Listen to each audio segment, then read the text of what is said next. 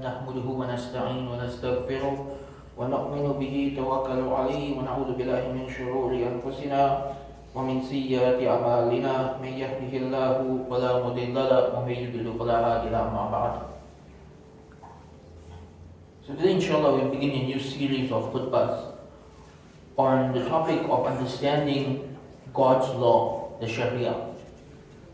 And I believe it's a very important discussion that needs to be had. Because when I talk to people on the ground, it becomes very clear that most Muslims do not know what the Sharia is. Most Muslims in our community do not know how the Sharia works. And they have a very bizarre understanding of what life under Sharia would be like. And this is understandable. It's understandable for a number of reasons. Number one, we have not had a khilafat for over 100 years. None of us have seen a working model of the Sharia in our lifetime. For people who are born into this modern world and who have not experienced anything outside of modernity, it's difficult for them to visually conceptualize what life would be like under a different system.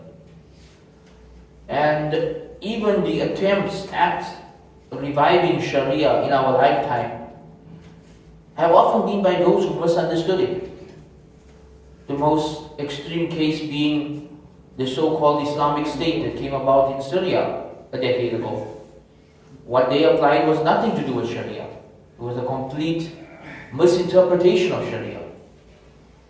And because of cases like that, the word became even more loaded. So the purpose of this series of khutbahs is simply to re-educate ourselves on what the Sharia is, how it works, and to visualize what life under Sharia is really like. Because if we, as an ummah, ever hope to see the Sharia and the Khilafat revived in our lifetime, it's not going to be possible if we don't even understand these concepts. If our understanding of this concept is so wrong. So looking at what went wrong in our times, right? Number one, the Khilafat ended 100 years ago. The final Ottoman Caliphate came to an end in 1924. There has not been any real Sharia land for the past 100 years. Yes, there are about 4 countries today that claim to follow the Sharia: Saudi Arabia, Brunei, Iran, and Afghanistan. But even in these 4, there are misunderstandings of the Sharia and how it is applied. At least some countries are trying though, compared to others. And I think the biggest cause of our misunderstandings of what the Sharia is the works of the Orientalists in the 20th century and the Islamophobia industry in the 21st century, which sadly, many Muslims have adapted an understanding of the Sharia from those works, right? So what happens is the non-Muslims say, oh, Sharia is oppressive, Sharia is tyrannical, right? And the Muslim minds, it ends up being, yes it is, we're going to revive that, right? So instead of academically countering their arguments, we buy into their arguments, we buy into their picture of what the Sharia looks like. And anyone who studied history, it becomes very clear that life under Sharia was very different from what the Orientals and the Islamophobes want us to believe. Life under Sharia was very different. And this is why, again, it's important for us to know our history, which is another reason why people don't understand the Sharia today. This is a blind spot in our Islamic studies curriculums. We don't study history enough. And if we do, we either just study the first generation or we just study the political history. How many of us know about the lives of great ulama throughout history? Or great warriors? How many of us know about the lives of the Shaykh Islams of the Ottoman Empire? Or the great qadis of the Abbasid Empire? See, when you study the lives of different people living in different roles, you get a more holistic picture of what life was like under Sharia. You're not just studying one aspect of it. It's important that we educate ourselves on history, because history makes things clear. History makes things clear where the enemies of Islam are lying about what our religion calls for. So today I want to just do a very brief recap of what is Sharia, what did it look like historically, and just refute one of the main arguments made against Sharia by the West, which is that we hate their freedoms and we want to take away freedom. Right? This is the big phrase they use about why Muslims are evil and why Islam is evil. They say, oh, they hate our freedoms. I don't even know what that means, hate our freedoms. I don't think there's any Muslim anywhere in the world sitting back, leaning on their couch and saying, yeah, I hate those people's freedoms. Right? What does that even mean? But nonetheless, the idea is that the Sharia is against freedom. I'm going to show that we have a different understanding of freedom. Right? It's not that we are against freedom, it's that we are against public sin. That's what we're against, public sin, not against freedom. But I'm jumping ahead. Let's get down to basics. What is the Sharia? The Sharia has different meanings in different conversations. Its main meaning is God's law or God's way of life. Right? The word Sharia is interchangeable with the word Deen. That this is the way of life that God wants us to follow. When people today think of the word Sharia, they think primarily about criminal law. Right? Primarily about chopping off hands and stoning people, which, as you will see as we go deeper into the series, this is an aspect of our law that was very rarely applied. In the Ottoman Empire, only one case was stoning in 500 years. 500 years, just one case of stoning. It's a very rarely applied thing, but that's what they imagine Sharia to be. That's just like not even 1% of Sharia, right? Or they imagine Sharia just to be war and fighting. In reality, when you pray 5 times a day, you are following the Sharia. When you fast the month of Ramadan, you are following the Sharia. When you make nikah the Islamic way, and you run your home the Islamic way, and you raise your children the Islamic way, you are following the Sharia. The Sharia simply means God's way of life. The way that Allah wants us to live. And yet there is a direct clash between Sharia and secularism. Because in secularism, religion should not interfere with public life. And religion should not interfere with politics. But in Islam, we believe the Sharia is holistic. That God has a way that He wants us to live in every aspect of our lives, especially the public life and including politics. And this is why Sharia and secularism are incompatible. Because there is a direct clash in the philosophies. One philosophy is we don't want religion in the public life. The other philosophy is God tells us what to do in every aspect of our lives. So there's a clash here. So the Sharia is God's way of life, right? The way of life that Allah has revealed for us to live by. And the interpretation of the Sharia is done by the ulama. The ulama.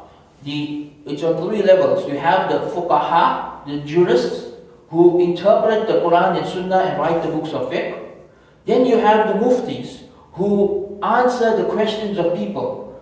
Whenever something new comes up, they take it to a mufti, and a mufti will do ijtihad and try and arrive at a conclusion. And then you have the qadi, the officially appointed judge, who will judge between the people and whose verdicts are binding. Now here's the area where a lot of people completely misunderstand the Sharia. When people hear the word Sharia and Khilafat, they imagine one man who has absolute power. Right? They imagine one man who has absolute authority over the entire Muslim world. The reality is that the Khilafat was more of a decentralized form of leadership. Aside from the early years, there was no point in our history beyond the first generation where the Khalifa really had absolute power. Even in the first generation, the first generation of Khalifas were humble enough to show us this, that Abu Bakr radiallahu anhu used to tell people, if I am wrong, correct me. Even if you have to correct me with your sword. Right? Umar radiallahu anhu, when he was the Khalifa, he would be delivering a khutbah in the masjid, and a woman would stand up in the masjid and correct him, and he would accept correction. We have cases in the early years of the Khalifa being taken to court, and the Qadi ruling against him, and him being forced to follow that law. So this clearly shows us that even from the very beginning, there's no absolute power to one individual. Even the position of the Khalifa is more of it's a role that has specific reasons behind it. And somebody could be taken out of that role if they are not doing a good job. During the Ottoman era, for example, they developed a policy that the Shaykh Islam, if he felt that the Khalifa is not doing a good job, he could write a fatwa declaring that that person be removed as Khalifa and somebody else take his place. And this happened many times during the Ottoman era. When they were alcoholics or drug addicts who ended up as Khalifas, the Shaykh Islam would write a fatwa, this man is not suitable for the position. The army would remove him and then put one of his cousins or brothers in his place. So this clearly shows us there's no one person who has absolute power in the Khilafat. Rather, what you will find is that power in the Khilafat is distributed on many levels. The Khalifa himself, his primary role is number one, to protect the borders, to protect the Muslims. The jihad is something that he is in charge of. The expansion and the protection of the Muslim borders and ensuring that Muslims are able to live in peace and everyone living in those borders are able to live in peace. His role is also to facilitate the Sharia. Meaning, his job is simply to make sure that people in these lands are able to live by Sharia. He doesn't interpret the Sharia himself, he doesn't invent the Sharia himself, he doesn't actually have a say in what the Sharia is. His role is simply to make sure people are able to live by the Sharia. There's actually in the Islamic Empire a separate power structure that was in charge of the law. And that was the ulama. That you had the Shaykh al-Islam, you had the Qadi, you had the Muftis. They interpreted the law. They told the people what was right and what was wrong, what was halal and what was haram. And they could even hold the Khalifa accountable based on these laws. And the Khalifa simply, his role was to allow the Sharia to be facilitated and to ensure that the Muftis and the Qadis were the most capable people for those roles. And to pay them the salary so they could fulfill their roles. But on a day-to-day basis, the average person living under the Khilafat would not have any interaction with the government at all. If they had a question, they go to the Mufti. If they wanted to study, they go to their local Shaykh. If they had a dispute with their neighbor or their friends or their family members, they would go to the Qadi. The actual application of Sharia was done by the ulama. And so this was a separate level of power. And there were other levels of power as well. So for example, under Sharia, the head of the household has actual power. He has actual authority over the people of his household, separate from the government. We find this hard to understand today because governments have absolute power today, right? But if you look, for example, there are many cases in our history where a young man wants to go for jihad and his father says no, and the ruler of the region says, you have to listen to your father. He's the head of the household, it's his decision, not yours, right? That the head of the household had actually authority. The tribal chief would have authority. The local governor would have authority. And so what you end up with is decentralized authority. If you actually lived in a town or a village under the Khilafat, it would be very rare that the government would actually play any role in your life at all. You would simply live your life. You would simply live your life. You would go to work, raise your family, enjoy the peace and security and lack of crime that comes with Sharia. And if you have a problem, you ask your Mufti or you go to your Qadi. This was freedom. This is the Islamic understanding of freedom. Right? That within these boundaries, you're free to live your life. You're a citizen anywhere where Muslims live. You don't have to be a citizen to a specific region. You don't need a passport to travel from one Muslim land to another. You have freedom. You have freedom to do anything besides public sin. See, this is the one area now where the clash comes in and why people today look at the Sharia as being against freedom. Because when they think of freedom, they think of the freedom to publicly sin. Right? They think of the freedom of promoting sin. And they think of the freedom of doing whatever you want, whenever you want. Under Sharia, if you committed a sin in the privacy of your home, it's nobody's business besides you and Allah subhanahu wa ta'ala. It's actually a sin on people to spy on you. It's a sin for people to peek into your homes. It's a sin for people to try and find out what's going on in people's private lives. So people would stick to their own lives. But the minute a sin becomes public, someone is publicly a thief, a drug dealer, a fornicator. Now this is a matter of public safety. Now this is a matter of protecting the dignity and the honor of the public. This is where the Sharia would now have some strict rules to prevent this from happening. So for people who assume that the Sharia is all about restrictions, I will counter this and say there are actually very few restrictions in the Sharia. Very few. The amount of major sins are less than 2 dozen. And things that are minor sins, the government doesn't enforce it. It's something that's simply a matter of advising people. Right? The only areas where the government would enforce things under Sharia are things that are considered crimes. Things that are considered crimes in the sight of God. And this would be, for example, stealing, murder, fornication, adultery. In Islam, fornication and adultery, or rather public fornication and public adultery, are considered crimes, not personal sins. These are areas where there's criminal law. But the average person doesn't want to steal. The average person doesn't want to murder. The average person has no interest in fornication and adultery. They want to live a happy married life. And so the average person would be happy under Sharia. The average person would be happy with Sharia law. And the average person would feel free under Sharia. And I'll end with one last point. Sharia gave so much autonomy and freedom to communities that if you look, for example, in the Ottoman Empire, you would find entire cities and towns that were Christian or Jewish, where even the qadi would be a rabbi or a priest ruling by their law. Because that's the level of religious freedom that the Sharia gave. That Christians and Jews were able to have their own neighborhoods run by their own laws, where they could completely follow their religion, right down to the letter of the law. There's no place on earth today that gives any religion that level of freedom. So who really is free? Those under Sharia or those under modernity? And therefore I say this idea that Sharia is about restricting freedoms, this is a lie. This is a lie based on a very specific false illusion of freedom that the West is promoting. In reality, for those who wish to live a good life, for those who want social cohesion, for those who want justice, those who want peace, those who want a crime-free society, Sharia provides the best set of laws to make that a reality in this world.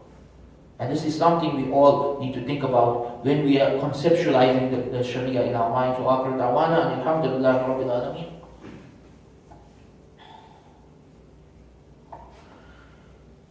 Alhamdulillahi wahda wa salatu wa salamu ala man la nabiyya ba'da amma ba'd. One of the main problems clashes between modernity and Islam is this concept of freedom, where they think that we hate their freedom and we want to take away their freedoms and we have a problem with freedom. In reality, many of the ulama actually have listed freedom as one of the goals of the Sharia. One of the goals of the Sharia is that people are free to live good lives. And the only restrictions are on crimes and public sins. And this is where the clash comes in. Modernity has created an illusion of freedom. What do I mean by an illusion of freedom? They tell you if you're living in the modern world, you are free. You can drink alcohol, you can take drugs, you can fornicate, you can be homosexual, you can do whatever you want. But this is an illusion. You are free to sin. You are free to live a hedonistic lifestyle. You're not really free though. If you, for example, had to preach against the LGBTQ lifestyle, and you had to become quite popular and influential, modern governments could spread a slander about you, leading to cancel culture, leading to your entire life being ruined. Worse than that, they can freeze your bank accounts, they can seize your passport, they can throw you in jail. There's nothing you can do about it. Is this really freedom? Think about how many times this happened in the past 100 years to people. Is this really freedom? What is this freedom that they talk about? You're free as long as you say what they want and you believe what they want. That's what they call freedom. If you have any beliefs different from what they believe, if you have any ideas different from what they believe, then they have ways of oppressing you. They have ways of suppressing you. This is why the freedom of modernity is just an illusion. As long as you are drunk with sin and lost in the world of sin, the governments are happy. Because you're not questioning things. You're not thinking too deeply about things. They can do what they want. They can get away with what they want. And by the way, they have made laws today so restrictive and so convoluted that every single person on earth has committed crimes without knowing it. And they have ways of showing that. They have ways of showing, oh, a certain year you didn't really pay your taxes properly, or you made a mistake in your taxes. going to hold you accountable for that. Oh, you crossed the road at the wrong spot. The government's going to hold you accountable for that. Oh, when you were a teenager, you downloaded a movie illegally. The government's going to hold you accountable for that. And they don't really hold people accountable for these things unless they need to. But they made life so restricted, they come up with so many laws that if they don't like someone, if they don't like what somebody has to say, if they don't like how influential somebody is, they can go through their entire life history, find somewhere down the line where they violated a law unknowingly and hold them accountable for it. And so, I firmly believe that these same people today who say that the Sharia restricts your freedom, they are the ones who restrict freedom. They are the ones who have power to take freedom away from people. And many of us today are unable to think outside of this modern structure. We assume that because governments today have so much power, we assume that's the way the world has always been. But this is a very recent product. This is a very recent form of leadership. For the bulk of our history, the average Muslim lived in towns and villages where the government had no influence over them at all. The tribal chief or the head of that village, they would be the one in charge, and everybody else, would follow them. And as long as they were living by Sharia, and as long as they were peaceful people, the government did not get involved in their lives at all. And for those of you who want to understand this topic a bit further, I would highly recommend two books by Dr. Wael Halak. One is an introduction to Islamic law, and the other is called The Impossible State. For anyone who does not understand why there's a clash between the modern state system and Sharia, and why Sharia is better than the modern state system in every possible way, Dr. Wael Halak's beautiful work, The Impossible State, is worth reading. Because in this book, he shows over and over again why the modern state system is incompatible with Islam, simply because the modern state system gives too much power to the government, and under Sharia, the government's not supposed to have that much power. And how under Sharia, the laws are from God. In the modern state system, the laws are from people. It's a very powerful book. And I highly recommend everybody reads it and thinks about it. I also highly recommend our local bookstore start stocking it. Right? So you don't have to get it any other way. So this is something for us to think about. For anyone who is of this idea that the Sharia is against freedom, I would argue that number one, what is your definition of freedom? If your definition of freedom is you want to commit whatever sins you want, wherever you want, then I'll say yes. Allah doesn't like that. Allah doesn't like public sin. Allah does not want us to live a life of public sin. That's not a bad thing. A community and a society where sin is kept private and shameful and hidden is the most productive society. If your definition of freedom is a life where the government doesn't interfere too much in your life, where you can run whatever business you want and do whatever job you want and run your family the way you want, as long as whatever you're doing is not haram, then the Sharia is freedom. The Sharia is freedom. It all depends on how you define the word.